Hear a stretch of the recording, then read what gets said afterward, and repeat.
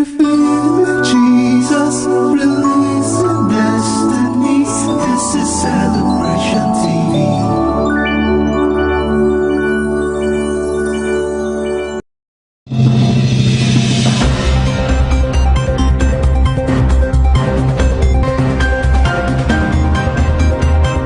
Amounted to 15.7 trillion naira at the end of December 2019. Senior Democrats have responded by accusing him of committing a gross offense. The All Progressives Congress has vowed to punish the Ogun State Governor, Ibikule Amosu.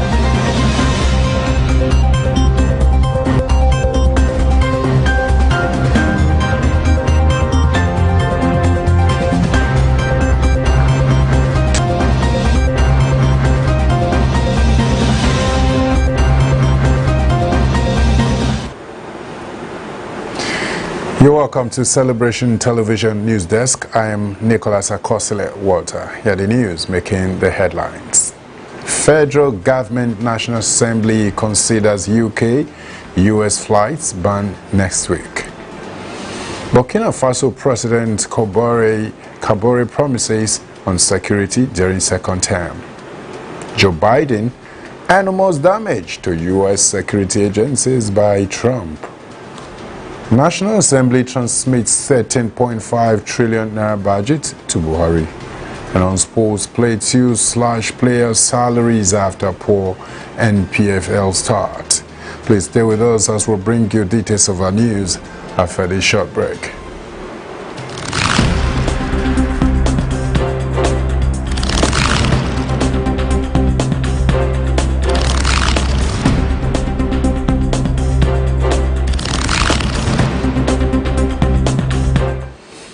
You're welcome back and thanks for joining us once more. Now the news in details. Federal Government and National Assembly considers UK and US flights banned next week.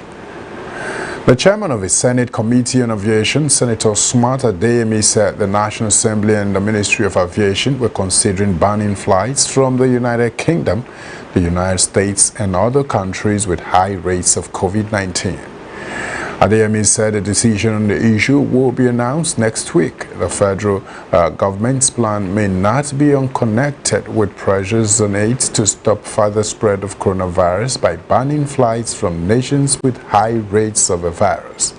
Recall that the president of the Nigerian Medical Association, Professor Innocent Uja, said travelers from the United Kingdom and the United States were worsening COVID-19 cases in Nigeria.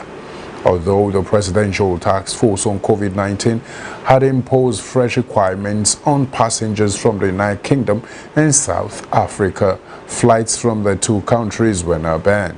The PTF only opened registers for travelers from the two countries because of the deadlier strains of coronavirus discovered there.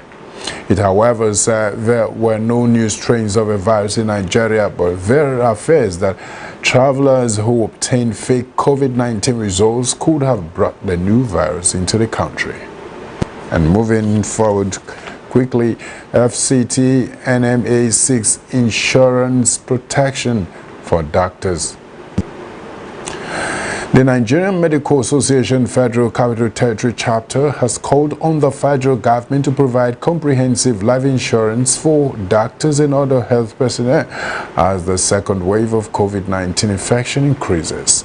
The chairman of NMA and FCT Federal Capital Territory, Dr. Enema Amodu, said this in a statement released in Abuja, adding that while doctors and other health workers were being paid abysmally low hazard allowance, there were not enough personal protective equipment for health workers in the front line. He said that over the last few days he received several calls and messages on the 20 doctors that died across the country from coronavirus within a week. The Federal Capital Territory NMA boss urged the government to act immediately to protect them while they discharge their duties. In another development, quickly, crossover services 10 p.m. to 6 a.m. curfew still active, says Cross River. The Cross River State government has urged religious leaders in the state to respect the 10 p.m. 6 a.m. curfew in place in the state as churches hold crossover services on December 31st, 2020. This was contained in a statement issued by Bob Etta, the Senior Special Advisor on Religious Matters to Governor Ben Ayade. Conscious of the recent rise in number of cases of COVID-19 in the country and the need to maintain the improved security situation in the state, Governor of Cross River State Ben Ayade has directed that the present curfew between 10 p.m. to 6 a.m. is still in place. Churches must fix their crossover services within a number of states within the time permitted, and a number of states including Lagos, Ogun and Osun have issued similar directive as the country battles the second wave of the pandemic. And quickly coming from around Africa, Burkina Faso President Kabore promises on security during second term. The new president of Burkina Faso, Roch Marc Christian Kabore, vowed to make security his priority after he took the helm of the troubled country for his second term. Kabore acknowledged the scale of damage wrought by jihadis who extended their campaign from neighboring Mali in 2015. At least 1,200 people have been killed and 1 million of Burkina's population of 20.5 million have fled from homes. Swaths of the country are out of the government's control. Kabore, first elected in 2015, won a landslide 57.74% of the vote on November 22nd, obviating the need for a runoff. His inauguration was attended by several opposition candidates who initially claimed that the vote was flawed before acknowledging Kabore's victory. Kabore, 27 years reigned. Kabore 27-year reign is regarded fondly by many Burkinabe who recalled it as a time of stability and see Kabore as being too slow to respond to the jihadist threats. Kabore's MPP party won 56 out of 127 seats in the National Assembly, meaning that he will have once more to forge a coalition to govern. And still, from around Africa, EU donates 20 million euro to support the informal economic conversion program in Angola. The European Union provided 20 million euros to support the informal economic conversion program in Angola, and the agreement signed this Monday is part of the plan to respond to the effect of the COVID-19 pandemic on the country's economy. According to the Angolan Minister of Economy and Planning, Sergio Santos, this funding will be applied to initiatives already registered in the state budget, which is expected to start in January 2020. The ambassador and head of the European Union delegation in Angola said that this funding represents above all an act of solidarity and trust, and the fact that it is a budget support is very special. Bringing economic agency into the formal sector informally has been one of the greatest challenges for Angola and most African countries. The informal sector represents an average of 60% of the gross domestic product in Africa and appears as a way to solve problems such as unemployment and hunger. Informal activities are mostly carried out by women and feel the need for an extra income, which serves as a livelihood for the whole family. In Angola, the informal sector moves annually about 43 to 64 million euros, which represents 72.6% of economic operators outside the legal circuit. We'll go on a very short break. When we come back, we'll bring you updates from the United States of America. Stay with us, please.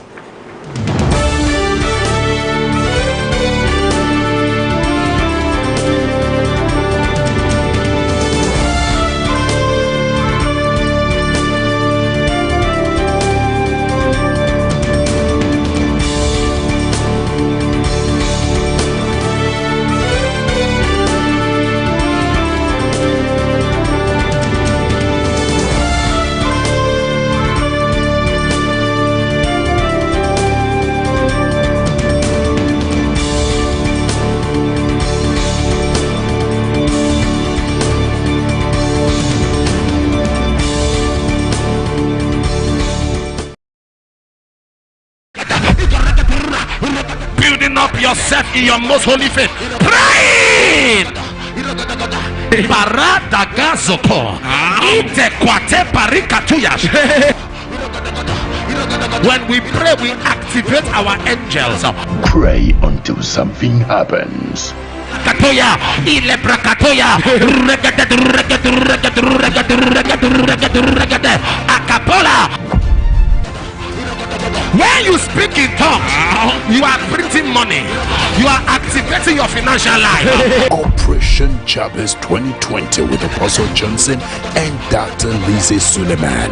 29th and 30th December 2020. Happening live at the International Worship Center of Omega Fire Ministries headquarters, kilometer 132 Benin, Kenya, Abuja Expressway, Auchi, Edo State, Nigeria. 9 a.m. and 3 p.m. daily. For inquiries, please call. Prepare.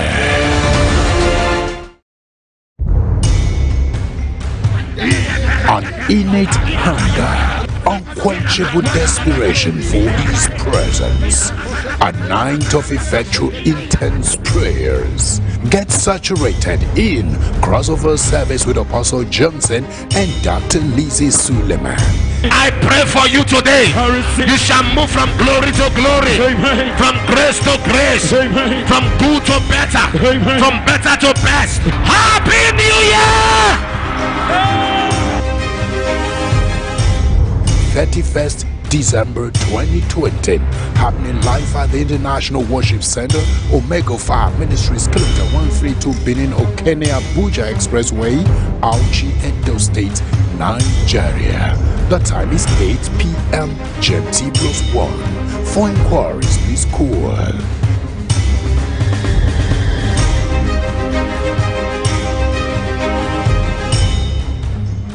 Crossover service. It's time to pray your way into the new year.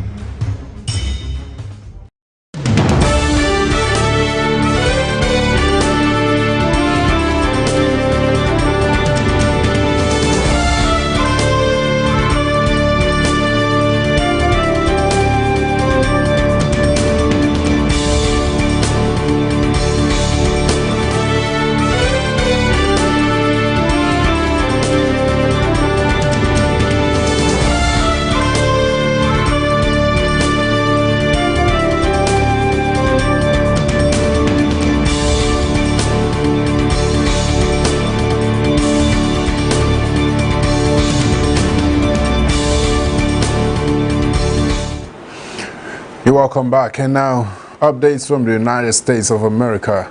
Joe Biden says enormous damage to U.S. security agencies by Trump. Agencies critical to U.S. security have suffered enormous damage at the hands of the Trump administration, U.S. President-elect Joe Biden has said. Mr. Biden said his team was not getting the information it needed, including from the Department of Defense, as it makes its transition to power. He spoke after a briefing by national security and foreign policy aides. Mr. Biden takes office on the 20th of January, but President Donald Trump has refused to accept defeat in November's election. A few weeks after the 3rd November election, Mr. Biden was blocked from receiving key intelligence briefings as an essential and normally routine part of a presidential transition. Following Mr. Biden's remarks on Monday, Acting Defense Secretary Christopher Miller said officials had been working with the utmost professionalism to support transition activities. The Department of Defense has conducted 164 interviews with over 400 officials and provided over 5,000 pages of documents, far more than initially requested by Biden's transition team, he has said. More updates from the United Kingdom. Health workers back in eye of storm, says NHS chief. Health workers are back in the eye of a storm as coronavirus cases rises at the end of the toughest year, NHS England chief executive has said. Sir Simon Stephen paid tribute to NHS staff in a New Year message saying they had brilliantly cared for 200,000 severely ill COVID-19 patients. He said that by the spring he expected the NHS to have offered vaccinations to all vulnerable people with coronavirus infections at what public health officials called an unprecedented level, and a new variant spreading. Hospitals in England have now surpassed the April peak of COVID-19 patients. Health officials in Wales and Scotland have also said they are at risk of becoming overwhelmed. On Monday, a record 41,385 COVID cases were reported in the United Kingdom, though it is thought the infection rate was higher during spring when testing was much more limited. In a message to staff recorded at a vaccination center, Sir Simon said COVID-19 meant 2020 had probably been the toughest year most of them can remember. And quickly we'll move to business news right away. National Assembly transmits 13.5 trillion naira budget to Buhari. The National Assembly has transmitted the 2021 appropriation bill of 13.5 trillion naira to President Muhammadu Buhari. The Senior Special Assistant President of National Assembly Matters, Senator Babajide Omowurare, disclosed this on Monday, and the National Assembly had last Monday approved the budget during an emergency session. The approved budget figure by the National Assembly comprises total capital supplementation of 1.06 trillion naira, total capital expenditure of 4.1 trillion naira, and statutory transfers of 496 billion naira, and recurrent expenditure of 5.6 trillion naira. And the past budget bill by the National Assembly also provided a sum of 3.3 trillion naira for debt servicing. The budget estimate was increased by the sum of 505 billion naira from the estimate of 13.08 trillion naira presented to the National Assembly by Buhari on October 8. And still on business news, Osinbajo seeks increase in survival fund beneficiaries.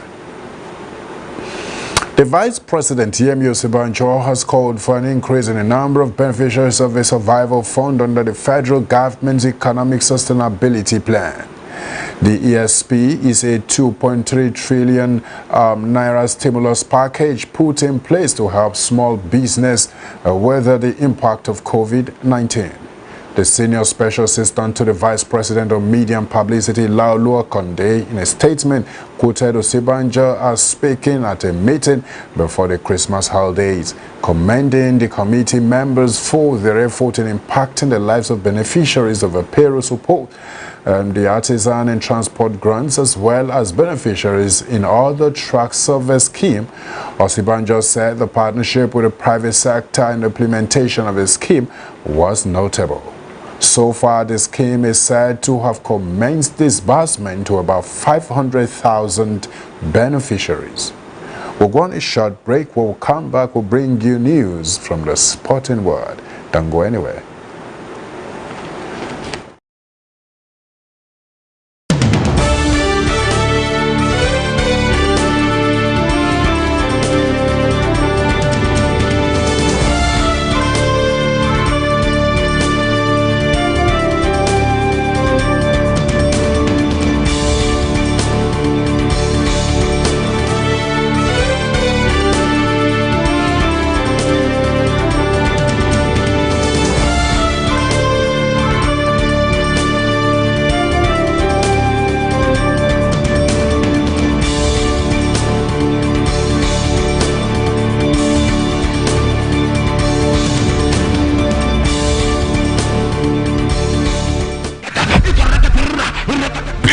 Yourself in your most holy faith, praying. Parada gazoko, ite kwate parikatuyas. When we pray, we activate our angels. Pray until something happens. Katoya, ile brakatoya,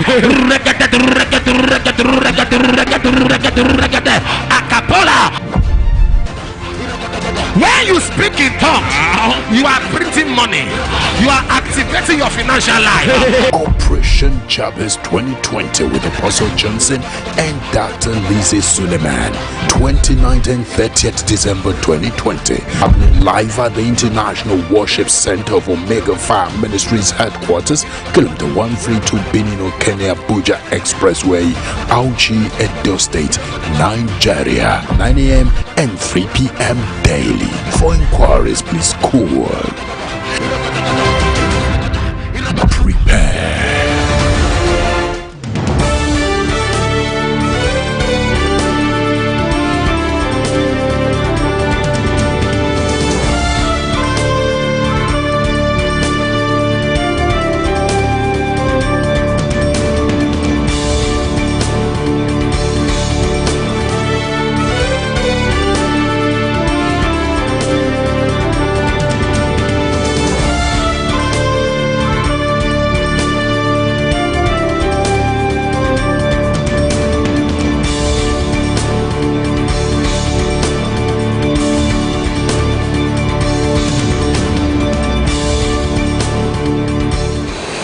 Welcome to Sports News. Plateau/player salaries after poor NPFL start. The management of Plateau United says it has placed the entire team on half salaries following their poor start to the Nigeria Professional Football League, which resumed on Sunday. Plateau United stated this in a statement signed by their media officer Albert Darkup. The Jos-based club lost 2-0 to visiting Kwara United at the New Jos Stadium in their match day 1 tie of the NPFL. General manager of the club, Pius Henwans, while addressing the players and coaches on Monday, directed that the entire team be placed on half salaries.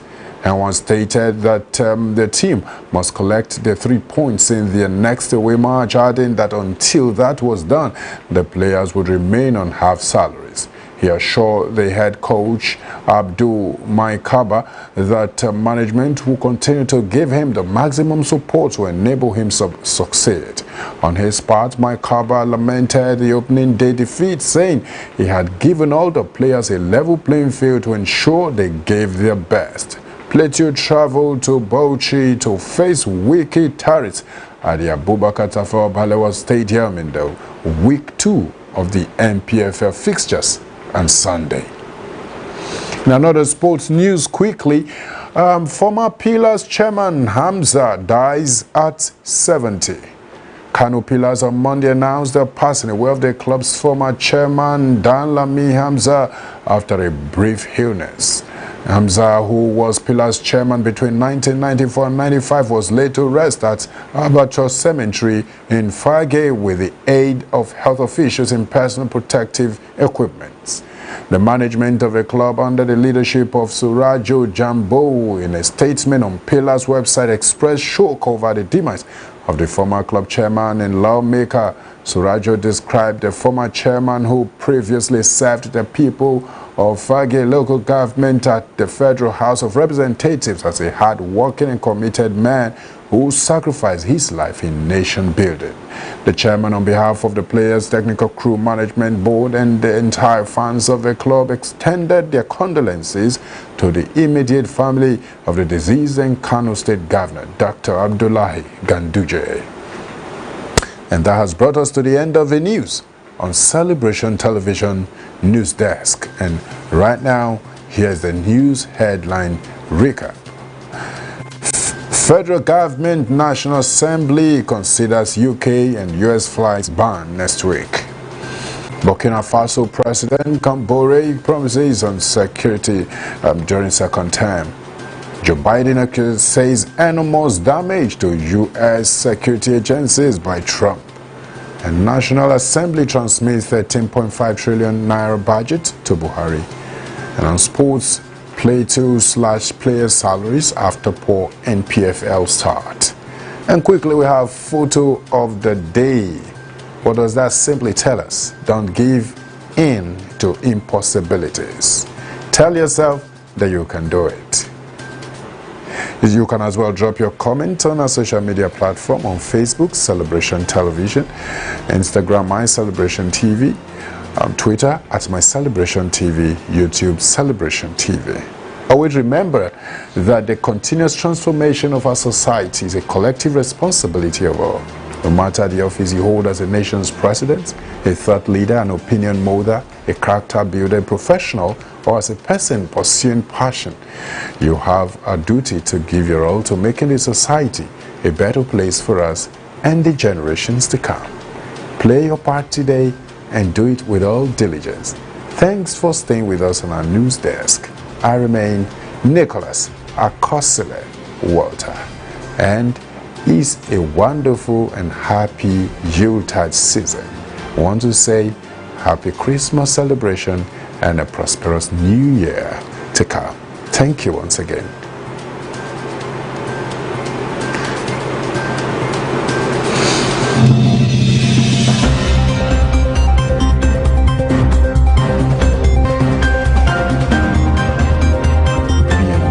To 15.7 trillion naira at the end of December 2019. Senior Democrats have responded by accusing him of committing a gross offense.